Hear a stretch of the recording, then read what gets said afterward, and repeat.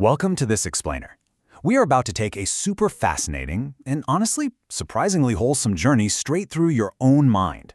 We're going to uncover exactly how you naturally take the chaotic, overwhelming noise of everyday life and turn it into meaning, and ultimately into judgment. It's this incredible invisible construction process happening inside your head right this very second, and trust me, understanding how it works is just incredibly empowering. Okay, so have you ever wondered why two people can sit in the exact same meeting or have the exact same conversation but walk away with completely different realities? It's wild, right? Well, the answer doesn't actually lie in the facts of the event itself. It's literally in the machinery of the mind. To figure out why we judge things the way we do, we have to look at how we build our reality from the ground up. And that brings us to section 1, from noise to meaning. Before a judgment can even happen, something much more basic has to occur first. We have to organize our experience. Picture yourself standing in a bustling outdoor market. At first, that raw experience hits you all at once, right? It's just random voices, flashes of color, the smell of spices, sudden movements. If you tried to process every single one of those details separately, your brain would literally short-circuit. But instead, your brilliant mind instantly groups, filters, and connects those raw fragments into a coherent, organized picture. Suddenly, you aren't just seeing a bunch of noisy things. You're experiencing a market, a specific mood, a clear situation. That instant shift, that is the absolute magic of meaning-making. Moving right along to section 2, the pattern-making machine. This is your mind's secret mechanism for lightning-fast sorting, and it is so cool. Consider this quote. The mind is not a camera. It is more like a pattern-finding system. We kind of always assume our eyes and ears just passively record facts, like a camera on a tripod. But your mind is doing something way more active.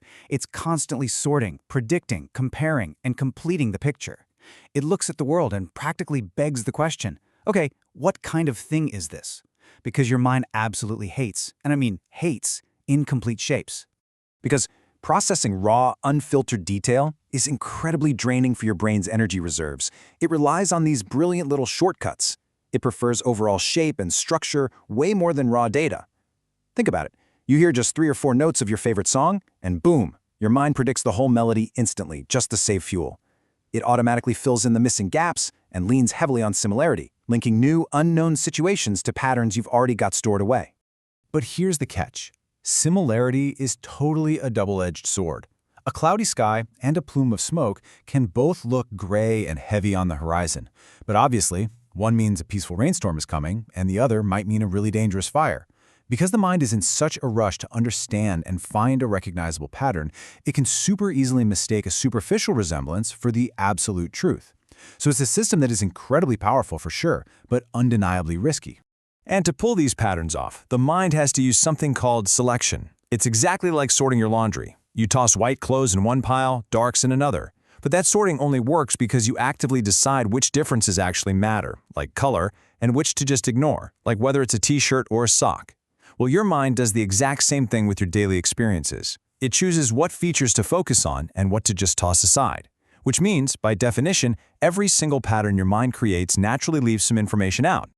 Okay, now we reach the critical bridge. Section 3, Building the Judgment. Let's look at how we cross over from a simple pattern to a firm, locked-in stance.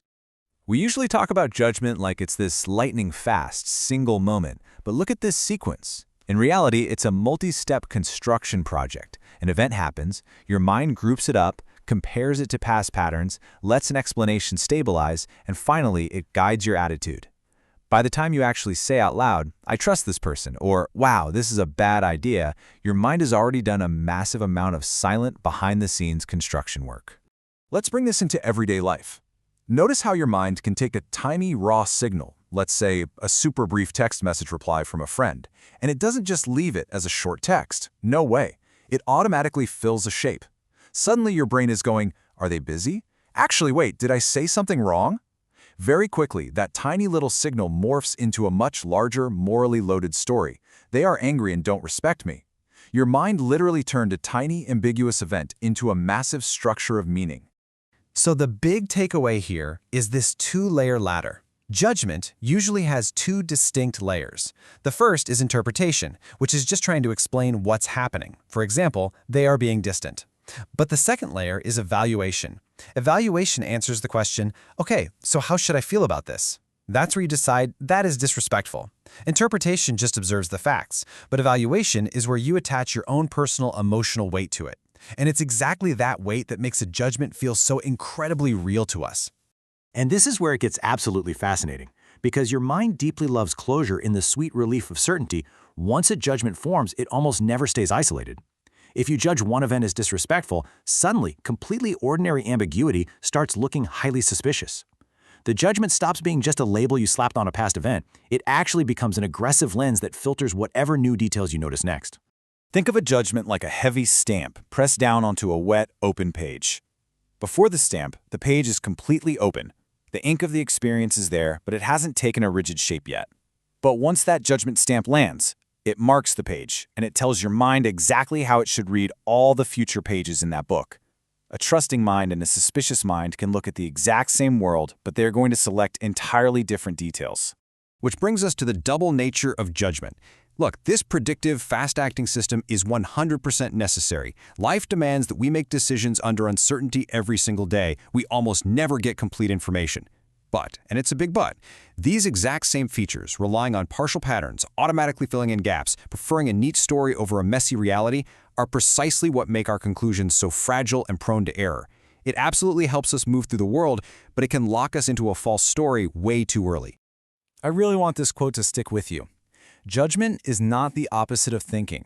Judgment is thinking after it has stabilized into a usable stance. It's just your mind's beautiful, protective attempt to make a chaotic, totally unpredictable world actionable and safe for you to navigate. It is not a flaw in your character, it's literally the engine of your survival. All right, now that we understand the hidden machinery, let's explore our wholesome payoff in Section 4, Becoming the Observer. Because you now understand how this system works, you can start catching it in the act. You can gain some really practical distance from your automatic interpretations. You can start to notice when a tiny text message inflates into a massive story of disrespect. You can catch familiarity masquerading as the absolute truth. You can spot when your feeling of total certainty arrives way faster than the actual evidence. You get the breathing room to question and refine your thoughts without feeling totally helpless. This creates a huge shift in your identity. You get to take a seat in what we call the observer seat. You stop assuming that every strong, immediate feeling you have is automatically a factual truth. Instead, you become a meaning maker who can peacefully and honestly, kind of curiously observe their own meaning making. You step outside the judgment and simply ask, what pattern did my mind think it saw here, and what did I leave out? I want to leave you with this one final, super powerful thought.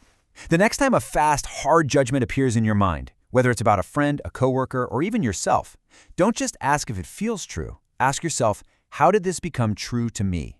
Trace those steps back, find the pattern. Because if you can do that, you gain incredible control over your own reality.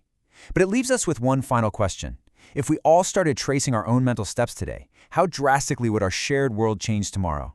Thanks so much for hanging out with me for this explainer, and keep observing that brilliant mind of yours.